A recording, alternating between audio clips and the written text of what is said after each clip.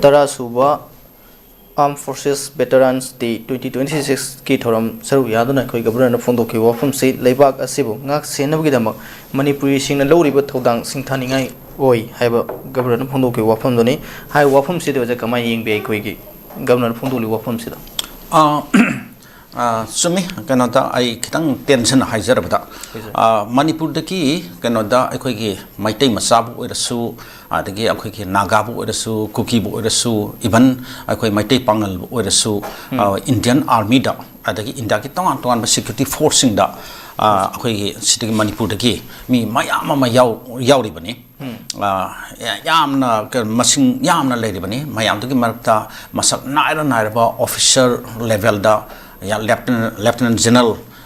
Kaba Adumba Ani Laikrabani Brigadier level da ya adum marang kaina laikre adagi Colonel Lieutenant Colonel singma mayam su laikre adagi akhoi kanoda Ministry of Home Affairs makhada laiba Central Security Force dasu akhoi commandant oiba assistant commandant oiba aduma officer single level da mayamam laikre haitare aduga even Jawan rifleman ki kano da su thak da su yamna marang kaina ledi asumba akhoi gi kano mayam sina army men mayam sina akhoi India gi lura ba akhoi gi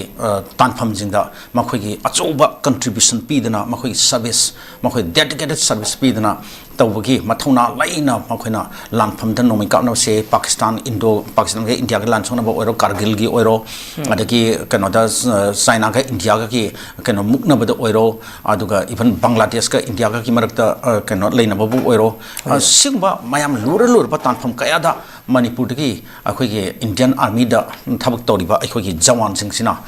riflemen sing akhoi ge kano sing soldier sing sina haitare makhoi achoba yamna dedicated service ma pi ba se masi adum loina khangna bu wafam ngak tane bu aduna ni akhoi ngarang su governor na ngarang ki akhoi gi kano da ma gi army ki ma commemoration day pangthopada man phongtok ki bu wafam do aduna akhoi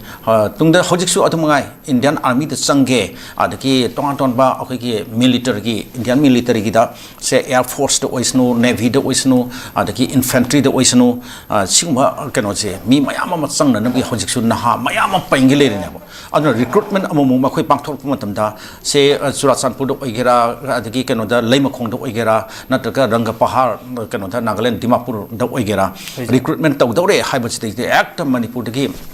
nahachi thousands and thousands ne ba madu de sang bo honari se aduna sigi kano mayam ma leibani na akhoi manipur si akhoi manipur people na Indian Army da achoba sar yari haibse contribution piri haibse masi akhoi ge kano na loina khangbiri amasung khambam to yana ai hajaninge mangsa yam noi